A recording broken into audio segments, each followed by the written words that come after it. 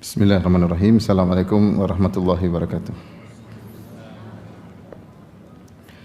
Alhamdulillahi ala ihsani wa syukru lahu ala taufiqihi wa amtinani. Asyhadu an la ilaha illallah wahdahu la syarika lahu ta'ziman li sya'ni wa asyhadu anna Muhammadan abduhu wa rasuluhu da'ila ridwani. Allahumma salli alaihi wa ala alihi wa ashabihi wa ikhwani.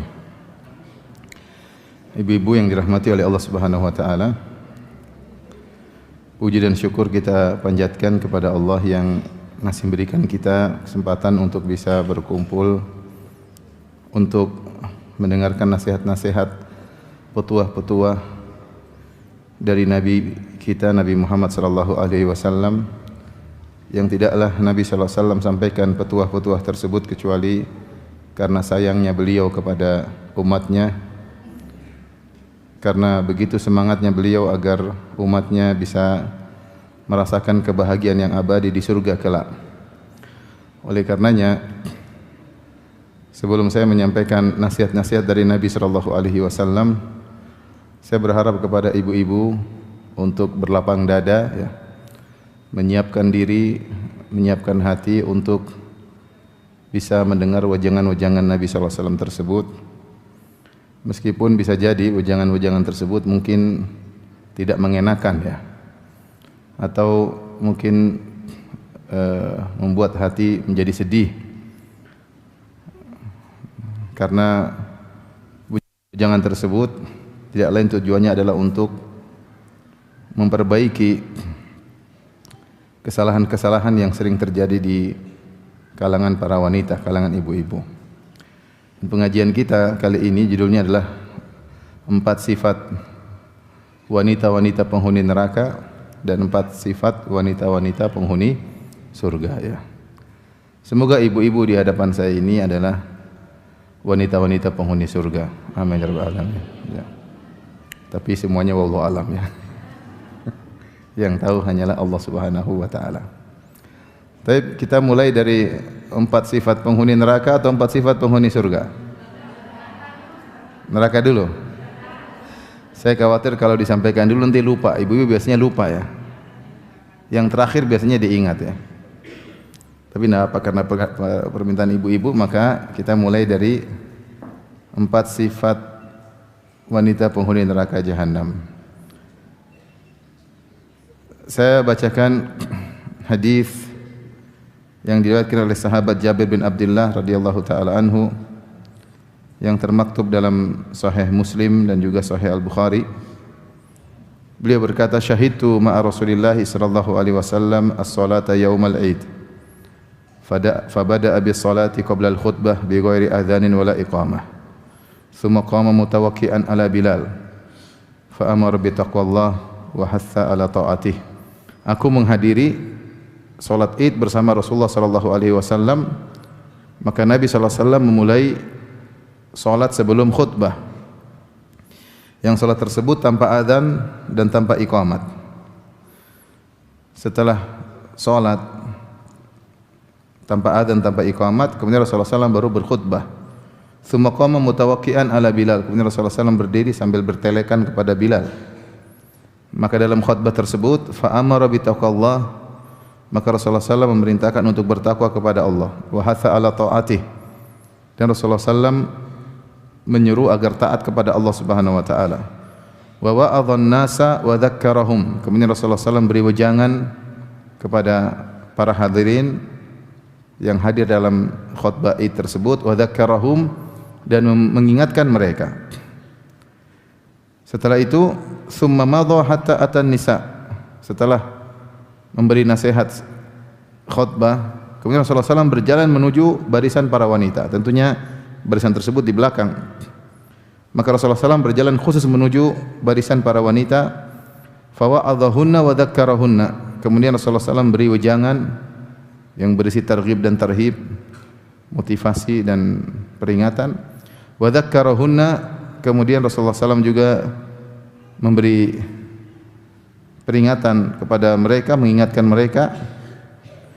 Rasulullah SAW bersabda, "Tasaddaqna fa inna aktsarakunna hatabu jahannam." Wahai para wanita, bersedekahlah, Sungguhnya kebanyakan kalian adalah menjadi kayu bakar di neraka jahanam atau menjadi bahan bakar di neraka jahanam. Maka bersedekahlah. Faqamat imra'atun min sitatin nisa saf'aul khaddain. Maka berdirilah seorang wanita ada di tengah-tengah para wanita, saf'aul khaddain, yang pipinya agak kelihatan ada perubahan, entah ada warna hitam atau ada nampak pipinya ada perubahan. Faqalat, kemudian dia bertanya, lima ya Rasulullah, kenapa ya Rasulullah para wanita paling banyak menjadi penghuni neraka jahanam? Hatab artinya bahan bakar neraka jahanam, karena orang yang masuk neraka itu dia terbakar dan dia juga membakar. Dia terbakar dan juga dia membakar, sebagaimana firman Allah Subhanahu wa taala, ya ayyuhalladzina amanu qu anfusakum wa ahlikum nara wa quduhan nasu wal hijarah. Jagalah diri kalian dan keluarga kalian dari neraka jahanam yang bahan bakarnya adalah an-nasu wal hijarah, manusia dan batu, ya. Jadi bahan bakar di neraka jahanam itu bukan bensin, bukan solar, tapi dua, an-nasu wal hijarah, manusia jadi bahan bakar dan batu menjadi bahan bakar. Kalau di dunia kita lihat batu seperti batu bara. Batu bara itu batu tapi bahan bakar. Adapun manusia dibakar di neraka jahanam sekaligus membakar, seperti kayu. Kayu kalau kita bakar, dia terbakar, dia sekaligus menyalakan apa? Menyalakan api. Maka Rasulullah SAW mengatakan, wahai para wanita, bersedekahlah kalian, karena banyak di antara kalian menjadi bahan bakar di neraka jahanam, terbakar dan membakar. Maka tadi ada wanita berdiri di tengah-tengah ibu-ibu, kemudian dia berkata, lima ya Rasulullah, kenapa bisa kami menjadi bahan bakar di neraka jahanam? Banyak di antara kami menjadi bahan bakar neraka jahanam. Maka Rasulullah SAW mengatakan, li'anna kunna tukthirna syakat, karena kalian suka mengeluh. Satu, sifat pertama, suka apa? Mengeluh. Hafal ya, catat dalam hati ya. Di antara sifat penghuni neraka jahanam, tukthirna syakat, suka mengeluh, sering mengeluh. Yang kedua, wa takfurnal ashir, yaitu suka mengingkari kebaikan suami, tidak mengakui, tidak berterima kasih kepada suami. Al-ashir maksudnya al-mukhalid, maksudnya az-zauj, suami yang sering bersama dia dalam kehidupan dia secara keseluruhan, ya. Yang sering bersama dia suaminya, ternyata dia tidak bersyukur kepada suami, bahkan kufur kepada suami. Dua sifat ini. Qala faja'alna yatasaddaqna min huliyihinna, maka mendengar nasihat Nabi SAW, maka para ibu-ibu ketika itu mulailah mereka bersedekah tidak tanggung-tanggung, mereka bersedekah dengan perhiasan-perhiasan mereka. Yulqina fi thawbi Bilalin min aqritatihinna wa khawatimihinna, maka kemudian mereka pun melemparkan di baju Bilal. Bilal membuka bajunya untuk menerima sedekah mereka. Mereka pun melemparkan anting-anting mereka, kemudian mereka melemparkan cincin-cincin mereka untuk disedekahkan kepada Rasulullah sallallahu alaihi wasallam. Ini hadis riwayat Bukhari, riwayat Muslim. Dalam riwayat yang disebutkan wa tukthirna la'an, kalian suka melaknat. Sifat yang ketiga apa? Suka melaknat. Sifat yang keempat datang dalam Musnad Abi Ya'la, Sahih Ibn Hibban, dalam Al-Mu'jam Al-Tabrani, ya,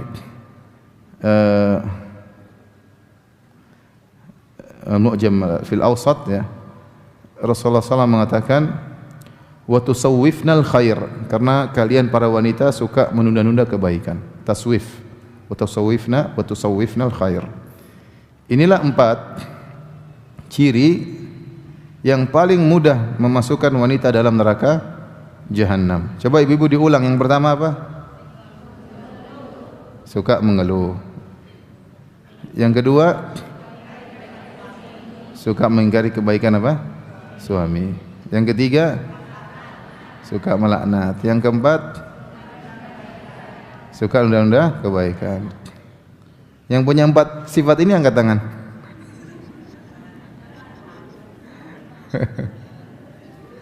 Yang jelas saya sudah menegakkan hujah di hadapan ibu-ibu, ya. Enggak ada alasan di hari kiamat. Ya Allah, kami enggak pernah dengar. Ibu-ibu telah diberi kesempatan oleh Allah untuk mendengar sifat-sifat penghuni neraka, wanita penghuni neraka jahanam. Maka waspada.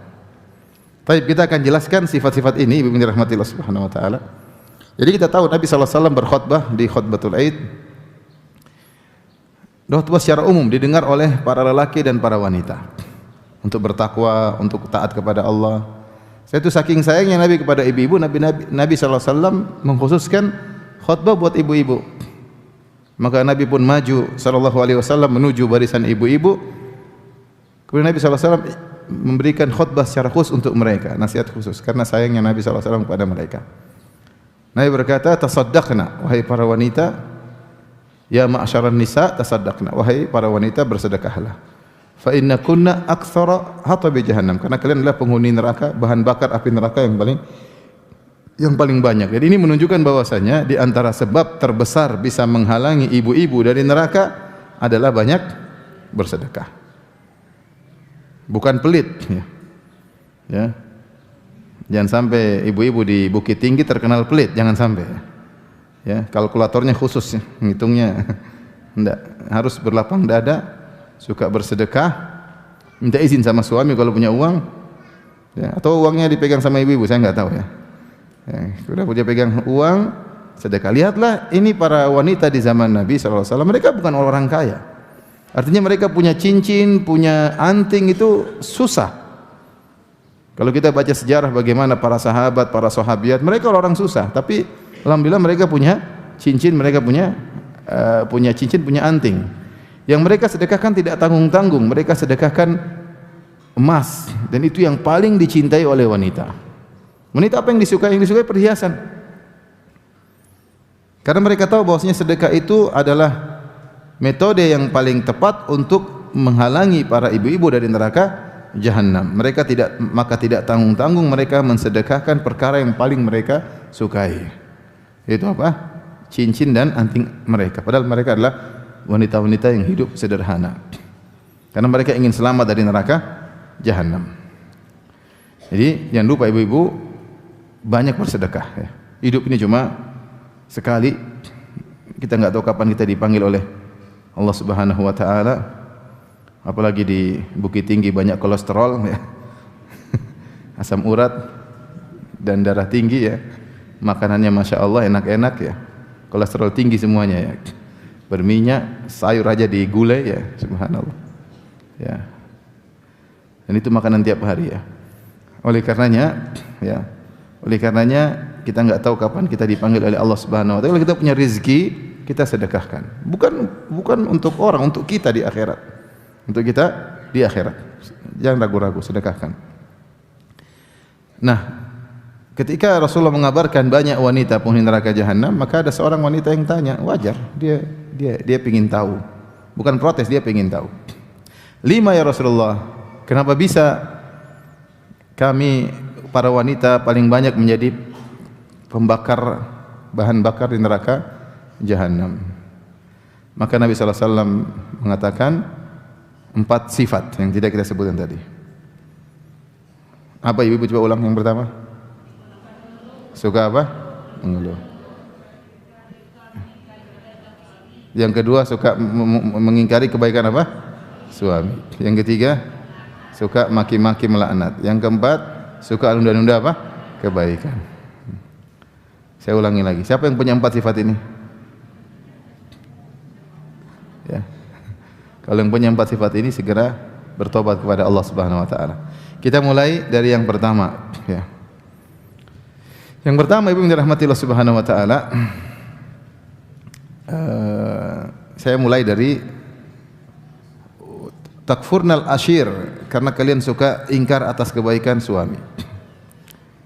Para ulama menyebutkan bahwa suami adalah nikmat yang luar biasa. Ibu bisa tahu bagaimana suami nikmat yang luar biasa. Lihatlah bagaimana orang-orang yang tidak punya suami, kasihan. Kita menghadapi para wanita yang tidak punya suami, kita kasihan. Dengar aja kita kasihan. Pertama, banyak wanita-wanita yang sudah mencapai masa 30 tahun ke atas, kita sudah gelisah. Kasihan belum punya apa? Suami. Bagaimana kesedihan wanita ini luar biasa ya. mereka dengar teman-temannya sudah punya anak, sudah punya rumah, kemudian hidup sama lelaki yang tempat untuk berbagi suka dan duka, ya. Kemudian mulai umur 30 tahun ke atas sampai 35 tahun ke atas. Bagaimana pilunya hati mereka ketika mereka melihat teman-temannya sudah bersuami sementara mereka belum. Bahkan di antara mereka ada yang kaya raya. Ada yang kaya raya, namun percuma harta yang berlimpah ruah namun tidak punya teman untuk menjalani kehidupan. Ya. Makanya dikatakan rafiq qabla tariq. Teman dulu sebelum berjalan. Karena berjalan tanpa teman. Adam alaihissalam ketika diciptakan dan dimasukkan dalam surga dia butuh teman. Maka Allah ciptakan Hawa sehingga dia punya teman untuk menjalani kenikmatan tersebut. Percuma masuk kenikmatan enggak ada teman. Enggak enak. Punya duit banyak tapi enggak ada teman. Teman kehidupan untuk berbagi suka dan duka. Ini yang pertama yang saya lihat. Saya enggak usah, saya mendengar aja ada misalnya istri cerita itu si fulana sudah umur sekian, saya pilu sedih. Bagaimana kesedihan mereka tidak punya suami. Yang kedua, kita juga sedih ketika mendengar janda-janda ya. Ya, janda-janda yang kemudian ditinggal oleh suaminya, pas suaminya meninggal atau dicerai, kemudian mereka tidak menemukan pasangan hidup setelah itu. Ini juga perkara yang menyedihkan. Mereka melihat teman-temannya punya pasangan, mereka ya, ada yang ngurus, ada yang ngayomi, ada tempat ngobrol. Sampai Nabi SAW mengatakan as-sa'i alal aitam wal armalah kal mujahid fisabilillah. Siapa yang berusaha menolong anak yatim dan para janda, maka dia seperti orang berjihad di jalan Allah Subhanahu wa taala. Perhatikan si Nabi menggandengkan antara anak yatim dengan para janda. Karena kondisi mereka tidak menyenangkan.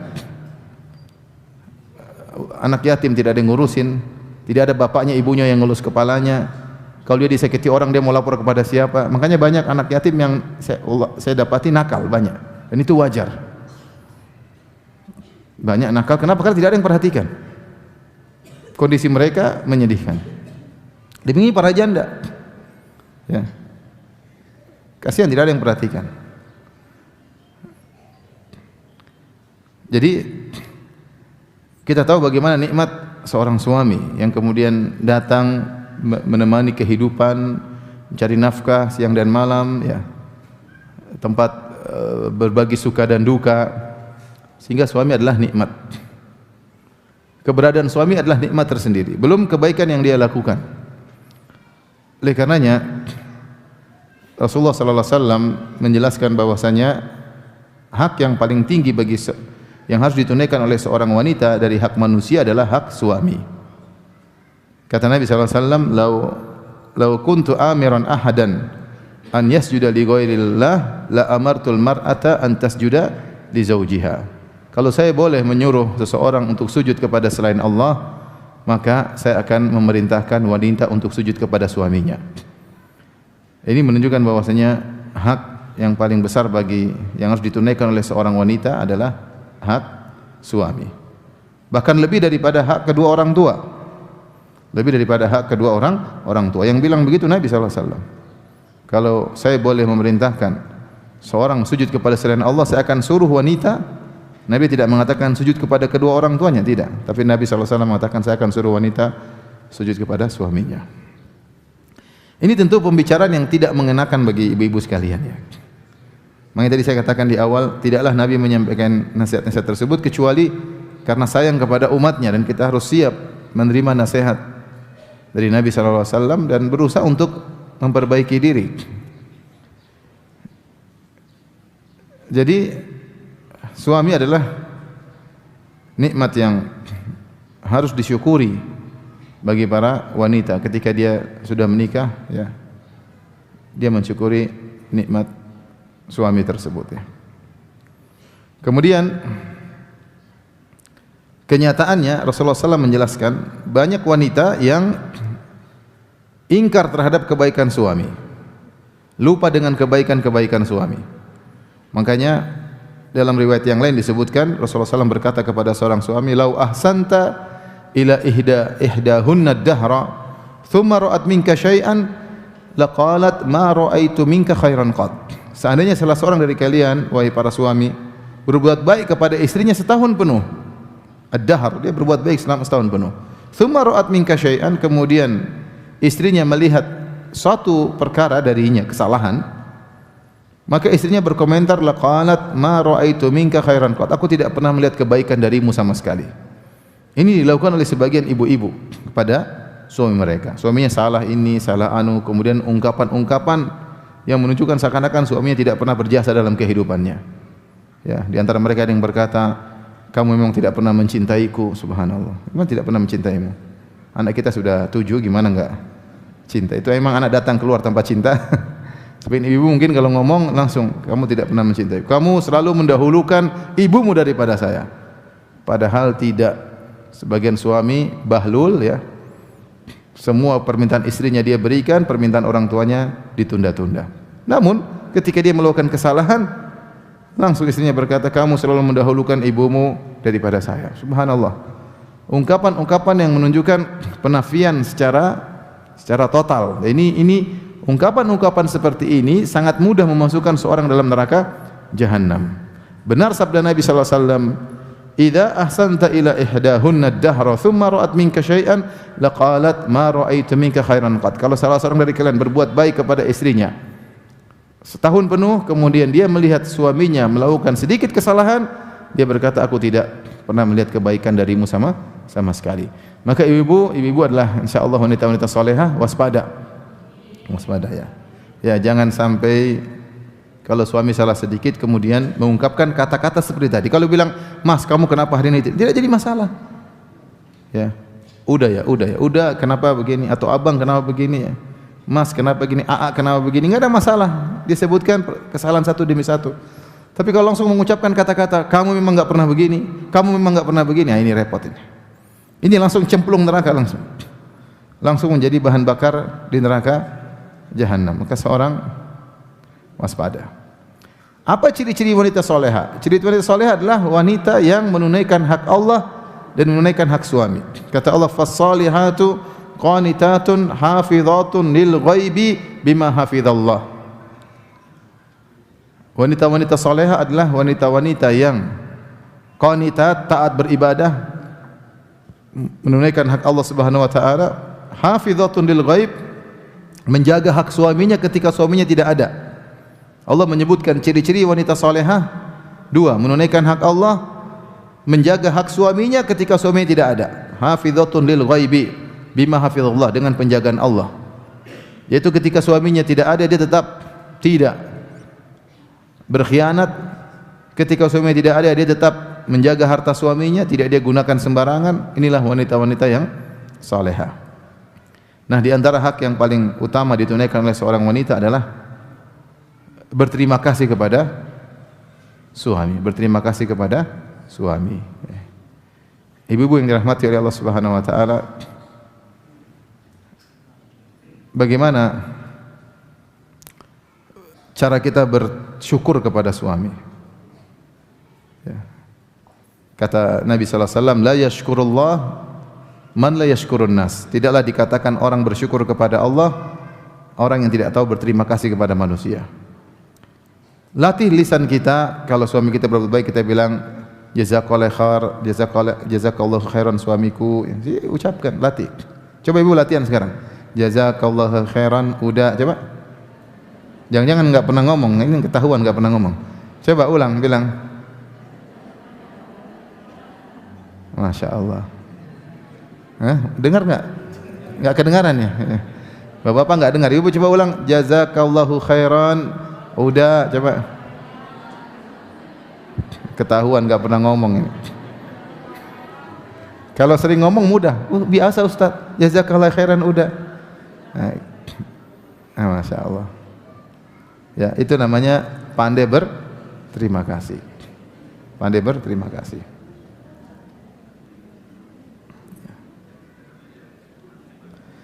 Di antara bentuk berterima kasih kepada suami, perhatikan ibu-ibu, buatlah suami merasa dia adalah pemimpin keluarga.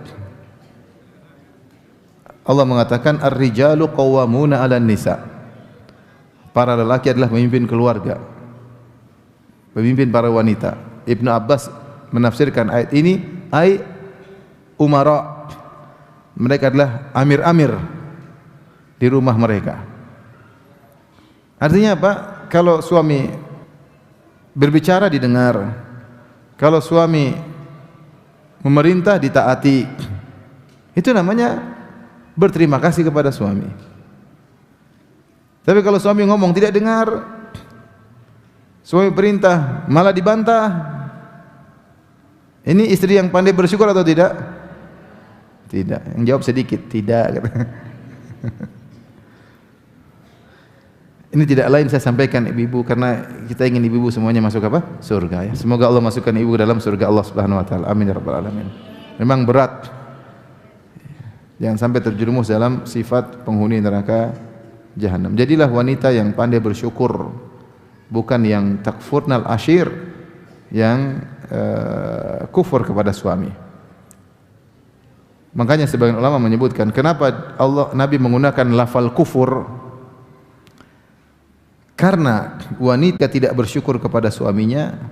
Dia benar datang kepada Aisyah bawa 2 putrinya, kemudian minta makan, ketuk rumah Aisyah.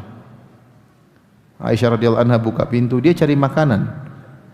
Dia enggak mendapatkan di rumah kecuali 1 butir korma. Maka dia pun mendahulukan.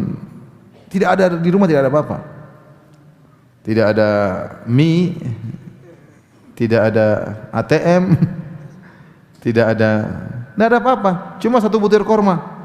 Kemudian kasih kepada wanita tersebut. Bayangkan Aisyah. Aisyah pernah berkata, "In kunna lanaral hilal, thumma al-hilal, thumma hilal, thalatha ahila fi syahrain, wa ma uqida fi buyuti azwajin Nabi sallallahu alaihi wasallam nar." Kami lihat hilal muncul, hilal muncul, hilal muncul. 3 hilal dalam 2 bulan. Tidak ada di rumah istri-istri Nabi api yang dinyalakan. Tidak masak selama 3 bulan, selama 2 bulan. Bayangkan kalau ibu sekarang hidup dalam kondisi demikian, 2 bulan enggak pernah masak, kira-kira gimana? Ya kalau enggak pernah masak tapi selalu beli di restoran Padang enggak apa-apa ya. Ini benar-benar enggak ada, artinya makanan terbatas. Enggak ada bikin kopi, enggak ada bikin teh, enggak ada yang dimasak. Rasulullah hanya diberikan susu oleh sebagian sahabat. Tuh, berarti enggak ada makan daging panggang, enggak ada. Karena tidak ada api yang dinyalakan. Korma, hanya makan korma, minum. Makanya ditanya, "Wa ma ta'amukum ya umma?" Apa makanan kalian wahai ibunda? Kata Aisyah radhiyallahu anha, "Al-aswadan." Korma dan air putih selama 2 bulan. Lihat bagaimana rumah Nabi sallallahu alaihi wasallam yang kecil.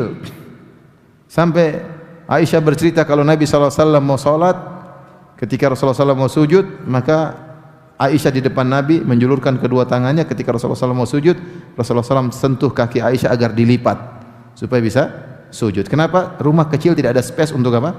Salat. Mungkin sudah kepotong tempat tidur. Intinya tidak ada tempat. Sehingga kalau mau salat saja harus kaki Aisyah dilipat. Sampai ketika rumah Nabi, ketika sepeninggal Nabi SAW puluhan tahun berikutnya di zaman tabi'in, Sa'id ibn al-Musayyib rahimahullahu ta'ala, ketika rumah Nabi akan dipugar, dia mengatakan seandainya rumah Nabi SAW dibiarkan begitu saja, rendah, kalau pegang tangan kesentuh atapnya, agar orang-orang yang datang setelahnya bisa melihat bagaimana dulu kehidupan Nabi mereka, orang terbaik di alam semesta ini, bagaimana kehidupan mereka. Maksudnya ibu-ibu jangan suka mengeluh. Ibu sekarang alhamdulillah rumah besar, alhamdulillah, masuk rumah ada kulkas, dalam kulkas banyak Indomie dan Sarimi dan Supermi banyak. Ya. Rumah luas, alhamdulillah. ATM juga ada. ATM suami juga ibu yang pegang. Terus apa lagi? Terus masih mengeluh. Alhamdulillah kenyang. Ibu tidak kelaparan. Masih kenyang, alhamdulillah. Anak masih bisa makan, masih bisa ngaji, masih bisa sholat, masih bisa baca Quran. Alhamdulillah. Apalagi? Masalahnya ibu lihat ke atas, lihat orang punya tas baru, punya ini baru, punya akhirnya sudah tidak ada namanya isinya kehidupan mengeluh terus menderita. Makanya bapak-bapak kalau ingin bahagia istrinya jangan bergaul dengan ibu-ibu orang kaya. Ya, kenal-kenal begitu aja. Kalau jadi teman dekat susah. Selalu bandingkan. Tidak bisa dihindari sifat wanita seperti itu. Bergaul dengan orang-orang berada membuat dia akhirnya berubah pola hidupnya, berubah pola pikirnya. Hati-hati. Rasulullah SAW yang nyuruh untuk lihat ke bawah. Unzuru ila man asfala minkum wa la tanzuru ila man fawqakum. Lihatlah yang di bawah, jangan lihat di atas. Fa innahu ajdaru alla tasdaru nikmatallahi alaikum. Itu membuat kalian tidak meremehkan nikmat Allah kepada kalian. Kalau ibu sering lihat ke bawah, ibu akan pandai bersyukur kepada suami, tidak banyak mengeluh. Terus lihatnya ke atas, lihat ke sini kan, aduh. Ya. Ibu-ibu kalau mau bahagia, jangan main medsos. Ini berat ya. Ingin bahagia jangan main apa? Medsos. Medsos isinya apa? Isinya dunia toh isinya. Pengajian ada tapi 1-2. Sisanya isinya apa? Dunia, kehidupan glamor lah, rumah mewah lah, ini mewah lah, tas baru lah. Kemudian jam baru lah, anting baru lah. Dunia dilihat di medsos terus. Banyak tontonan di medsos bikin sakit hati, bikin mendatangkan penderitaan. Berita inilah, berita anulah, berita inilah, kriminal ini, kriminal anu, isu inilah, isu perceraian, isu selingkuh. Enggak usah. Agar pandai bersyukur kepada suami. Jadi di antara sifat yang memudahkan wanita masuk neraka, wa tuktsirnas syakat, suka mengeluh. Tadi suka mengeluh ada 2. Yang pertama apa Ibu? Mengeluhkan suami kepada orang lain. Yang kedua suka mengeluh kepada suami. Yang ketiga wa tuktsirnal la'an, suka melaknat. Ini pun ada 2 pendapat di kalangan para ulama. Pendapat pertama yang dimaksud dengan la'an yaitu laknat yang sering kita pahami, yaitu mengatakan anta mal'un, engkau dilaknat, laknatullah alaik, engkau dilaknat oleh Allah Subhanahu wa taala, sedikit-sedikit melaknat. Dan kita tahu laknat artinya menjauhkan seorang dari rahmat Allah Subhanahu wa taala. Menurut pendapat yang kuat sebagaimana disebut oleh Al-Imam Nawawi rahimahullah dalam Al-Minhaj Syarah Sahih Muslim, kita tidak boleh melaknat per orang kecuali yang sudah disebutkan dalam dalil. Kita tidak boleh memvonis misalnya kecuali orang yang sudah dilaknat. Terus kita mengatakan misalnya iblis al-la'in, iblis terlaknat, boleh karena iblis terlaknat memang.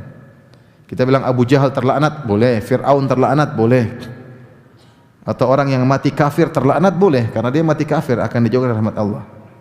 Tapi kalau selain orang-orang yang disebutkan dalam dalil mereka masuk neraka, maka tidak boleh kita melaknat secara vonis langsung, tidak boleh. Karena laknat, kalau kita melaknat orang, laknat ini akan mencari apakah berhak mengenai orang tersebut atau tidak. Kalau tidak, dia kembali kepada pelaknat. Dan laknat itu maksudnya kalau kita bilang laknatullah alaik, maksudnya semoga kau dijauhkan dari rahmat Allah Subhanahu wa taala. Yang boleh kita melaknat adalah secara umum, melaknat dengan menyebutkan sifat. Misalnya kita mengatakan laknatullah alal kadzibin, laknat Allah bagi orang-orang pendusta. Laknatullah alal zalimin, laknat Allah bagi orang yang berbuat zalim. Laknat Allah bagi peminum khamar, laknat Allah bagi pemakan riba, enggak apa-apa. Tapi jangan bilang kamu makan riba Allah melaknatmu, jangan. Ini enggak boleh. Buktinya apa? Buktinya ketika ada seorang sahabat yang minum khamar. Kemudian didatangkan didera. Kemudian dia sadar, kemudian minum khamar lagi, datang didera lagi.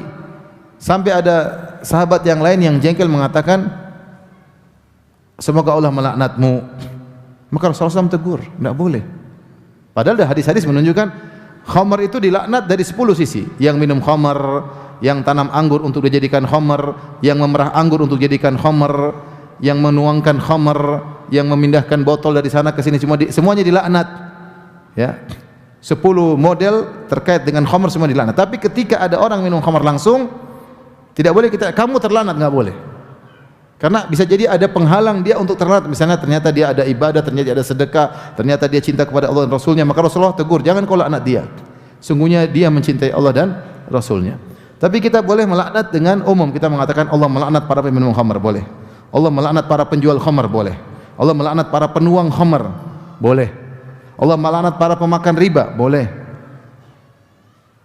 Dan banyak hadis-hadis yang menunjukkan laknat Allah kepada ini, laknat Allah kepada ini, boleh. Tapi kalau si fulan enggak boleh. Nah, sebagian wanita, dan saya rasa di Indonesia tidak ya, jarang. Tapi kalau di luar, di negeri Arab, sebagian orang mudah melaknat. Saya di Indonesia hampir enggak pernah dengar orang mengatakan laknat Allah pada kamu, jarang. Ada tapi jarang. baik dari kalangan ibu-ibu maupun kalangan bapak-bapak, jarang saya dengar. Kalau mereka marah, mereka pasti maki-maki. Tapi kalau laknat, perkataan laknat Allah kepadamu itu jarang. Ya. Dan waspada, jangan suka melaknat. Ini tafsiran pertama, mereka masuk neraka karena suka melaknat. Tafsiran kedua diterangkan oleh sebagian ulama, maksudnya laknat di sini adalah perwakilan. Maksudnya mereka suka sibab dan syatam, suka maki-maki. Kalau udah ngomel maki-maki, itu dasar brengsek perempuan gini, maki-maki panjang. Ini tidak boleh karena Rasulullah SAW mengatakan sibabul muslim fusukun wa qitaluhu kufrun. Mencaci maki seorang muslim yang lain adalah kefasikan dan membunuhnya adalah kekufuran. Maka kalau kita marah sama orang, ya kita marah sekali dua kali, jangan makian panjang. Dasar brengsek, dasar caci maki terus. Ini enggak boleh. Apalagi kalau dia tidak berhak mendapatkan cacian seperti itu. Ini makanya menunjukkan seorang wanita hendaknya menjaga lisan, jangan suka mencaci maki orang lain, ya. Kalau bahasa kita suka apa? Mengumpat. Kalau dia emosi, mengumpat. Kita enggak begitu, ya. Makanya kalau kita lihat ada laki-laki suka ngumpat, kamu kayak cewek aja suka ngumpat-ngumpat. Kayak bencong suka ngumpat-ngumpat. Laki-laki enggak begitu. Laki-laki jelaskan ilmiah, maki mungkin sekali dua kali, bukan sumpah serapa, rentetan makian, cacian, umpatan. Ini itu sifat perempuan yang tidak kuat dengan apa yang dia hadapi. Nah, ibu-ibu wanita saleh tidak boleh demikian. Ya. Suka mencaci maki, ini tafsiran kedua. Untuk ta'ala kata Nabi sallallahu alaihi wasallam, wa tusawwifnal khair. Kalian suka menunda-nunda kebaikan. Menunda kebaikan. Jadi ibu-ibu yang dirahmati Allah Subhanahu wa taala, kalau punya niat baik jangan ditunda-tunda. Menunda niat baik ini akhirnya menjerumuskan orang banyak dalam kubur. Hatta idza jaa adahumul maut qala rabbirji'.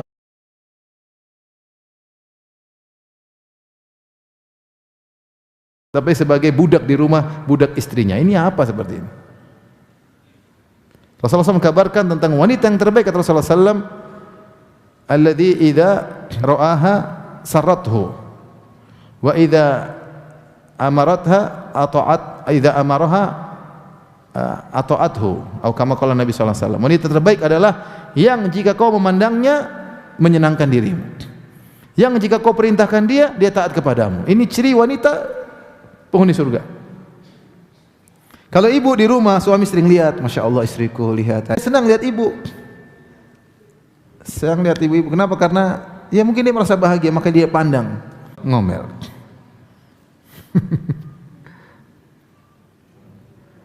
Saking sebagian seorang suami jengkel sama istrinya, saya pernah ada seorang suami, istrinya di sana. Kalau lihat pandang istrinya, dia senyum, ini ciri penghuni surga. Kalau disuruh nurut. Apa perkataan Imam Ahmad rahimahullahu taala? Ya, aqamtu ma ummi salih 20 sana. Aku hidup bersama ummu. Syarat wanita kalau ke masjid menjaga penampilannya, artinya jangan pakai pakaian yang menor, jangan pakai parfum yang akan dicium oleh para lelaki, ya, jangan menggunakan pakaian yang menarik perhatian. Sampai dalam mazhab Syafi'i disebutkan wanita yang terkenal cantik tidak boleh ke masjid karena mengganggu imamnya, ya. Kalau pas-pasan tidak apa-apa insyaallah. Kalau dia cantik maka dia pakai cadar biar tidak mengganggu pemandangan, ya. Pakai cadar. Kalau dia, dari mana dia tahu dia cantik? Ya orang semua bilang, "Mak, kamu cantik banget ya." Itu berarti dia cantik. Kalau dia cantik hendaknya dia pakai apa? Cadar. Ya, maksud saya lebih ditekankan bagi wanita cantik untuk pakai cadar, ya. Demikian saja ibu yang dirahmati Allah Subhanahu wa taala. Yang penting sebagaimana tadi dikatakan, bukan hanya sekedar dengar ceramah, yang penting adalah diamalkan. Semoga apa yang telah ibu-ibu dengar bisa ibu amalkan dalam kehidupan bersama suami. Semoga Allah Subhanahu wa taala mengampuni dosa-dosa kita dan masukkannya ke dalam surga Allah Subhanahu wa taala, dan mengampuni dosa-dosa kedua orang tua kita, dan mengumpulkan kita bersama mereka di surganya kelak bersama suami dan anak-anak. Wabillahi taufiq wal hidayah. Assalamualaikum warahmatullahi wabarakatuh.